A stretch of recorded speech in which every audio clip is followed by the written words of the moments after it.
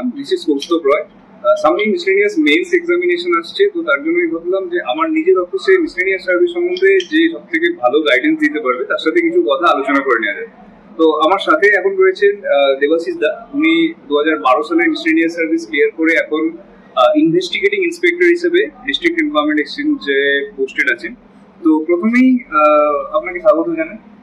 আচ্ছা, আর প্রথমে আপনার কাছ থেকে জেনে নেব যে এই যে আপনার ইনভেস্টিগেটিং ইন্সপেক্টর যে পোস্টটি রয়েছে এটির জব প্রোফাইলটা কি? ইনভেস্টিগেটিং ইন্সপেক্টর এমপ্লয়মেন্ট এক্সচেঞ্জে মিসলেনিয়াস থেকে 10 নম্বর স্কেলে যে আসা সেটা অ্যাকচুয়ালি এমপ্লয়মেন্ট অফিসার WBCS র্যাঙ্কে তার থেকে প্রায় পরের স্টেজ হিসেবে মিসলেনিয়াস সার্ভিসের ইনভেস্টিগেটিং ইন্সপেক্টরটাকে ধরা হয়। এই কাজটা মেনলি ইউএসকেপি লোন যেটা এমপ্লয়মেন্ট এক্সচেঞ্জ থেকে দেওয়া হয় 50,000 টাকার একটা সাবসিডি লোন, সেইটা ইনভেস্টিগেট এবং তার কাজগুলো করার জন্য মেনলি এই পোস্টটা ক্রিয়েট করা হয়েছে। এছাড়াও এক্সচেঞ্জে যে এখন এমপ্লয়মেন্ট ব্যাংক রেজিস্ট্রেশন বা যুবশ্রী রিলেটেড যে কাজগুলো আছে সেইগুলো করার মাঝে মাঝে করতে হয়।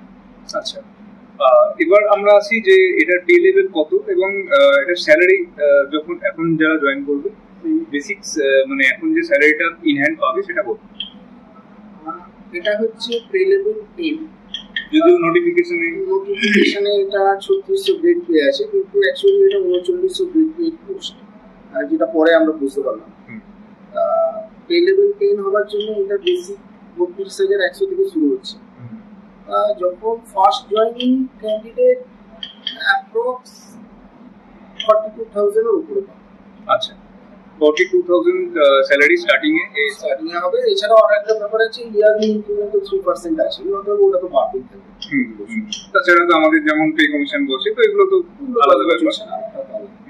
তো এরপর আমরা আসি যে এই আপনার যে পোস্টটা ইনভেস্টিগেটিং ইন্সপেক্টর, এটা প্রমোশনাল স্কোপ কিরকম আছে? প্রমোশনাল স্কোপ বলতে, যেহেতু এটা 10 নম্বর স্কেল হয়, এই ডিপার্টমেন্টের ক্ষেত্রে একটা আছে যে ফার্স্ট প্রমোশন আমরা পাবো 10 থেকে 70, মানে 3900 গ্রেড পে থেকে একবারে 5400 গ্রেড পেতে আমরা চলে যাবো। এটা প্রমোশনাল।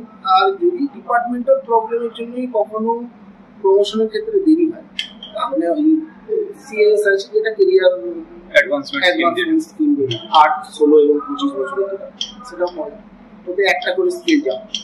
তাহলে আপনি বলছেন যে গ্রুপ বি সার্ভিস থেকে ডাইরেক্ট আপনি WBCS গ্রুপ বি সার্ভিসে চলে আসবেন ফার্স্ট প্রমোশন। আচ্ছা আচ্ছা, এবার এটা গেল। এবার এটা আপনি যখন কেউ নতুন জয়েন করছে তখন তার মানে পোস্টিংটা কিরকম হয়? অ্যাকচুয়ালি গ্রুপ বি স্টাফ হিসেবে পোস্টিং সব সময় হোম ডিস্ট্রিক্টের বাইরে। আচ্ছা, আমার নিজের ক্ষেত্রে যে অভিজ্ঞতা হয়েছে, আমি হাওড়ার ছেলে, আমাকে প্রথম দার্জিলিং জেলাতে পোস্টিং করা হয়েছে।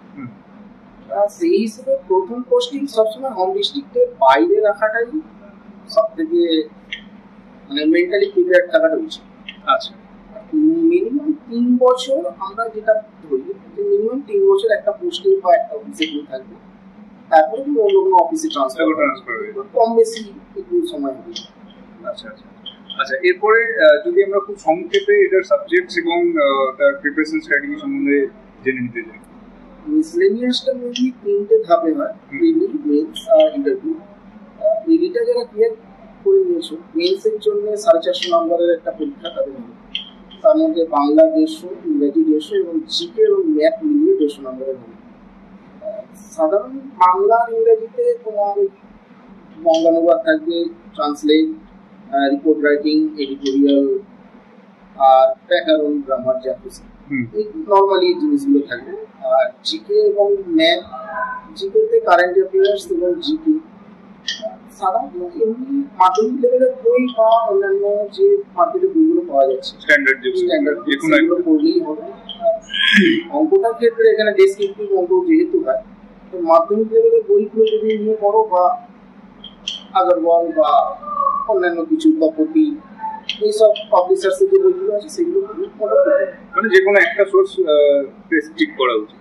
আচ্ছা আচ্ছা, এরপরে যে ব্যাপারটা জানতে চাইবো যে এই সার্ভিসে যে জব প্রোফাইল রয়েছে তাতে করে কি ওয়ার্ক লাইফ ব্যালেন্সটা কিরকম হবে, মানে সেটা কি কেমন? আসলে বিভিন্ন অফিসে বিভিন্ন কাজের চাপ থাকে, এই অফিসের কাজের চাপ অন্যান্য অফিসের থেকে তুলনামূলকভাবে একটু কম, সেই হিসেবে কাজ করে ভালো লাগে। আচ্ছা, তো ঠিক আছে, মোটামুটি আমরা সমস্ত পয়েন্টই কভার করলাম। তো আপনাকে অনেক ধন্যবাদ এত সুন্দরভাবে বোঝানোর জন্য। তো that's all for today, thank you.